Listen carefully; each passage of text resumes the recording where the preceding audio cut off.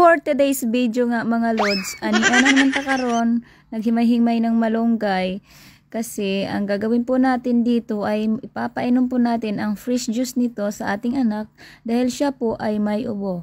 Pero bago po ang lahat, syempre maghugas po muna tayo ng maayos ng ating mga kamay at pati na rin po ang ating malunggay.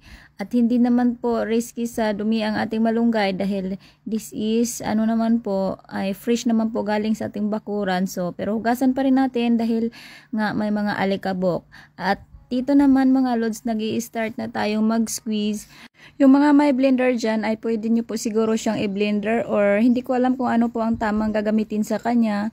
Juicer ba kaya o blender? Kasi nung gumamit po ako ng juicer ay umuusok po yung juicer ko kasi hindi po siya ma-juicy kapag biniblend mo.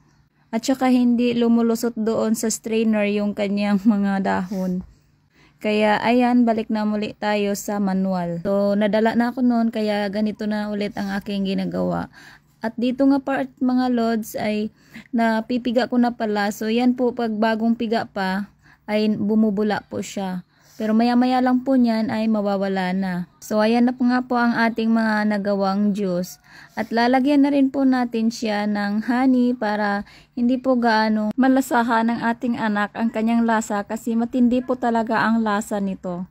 Na kahit ako ay hindi ko makayan-kayanan ito pero big help po talaga ito sa akin. Dahil nung sumumpong po ang aking ulcer ay uminom din po ako nito isang beses at ayun, good news ay nawala naman agad. So ayan na nga siyang iinom, nagyayabang muna sa kanyang teeth na ang lalaki ng mga bagong tumutubo. So magpapainom na nga tayo mga lods. Isa po to sa anak nating pinakamaarte, lahat na isusubo, lahat amoy-amoyin muna. Ayan, nagagalit pa ako dyan kasi inaamoy-amoy pa niya. So diretso na painom, ayan. Natatawa na lang ako sa kanyang mga reaction dyan na hindi siya mapakali. Lalo na yung nag-trigger na sa kanyang lalamunan hanggang sikmura siguro dahil maanghang po talaga yan. Hello guys! Langang po ng mga set. So, pinotol ko na yung malunggay namin sa labas guys. Oh. Ayan o. Yung tira po nito, gugulayin na lang po natin. Kasi yung pinagkuhanan po natin ng kanina para mapainom sa ating anak. May ubo po kasi siya.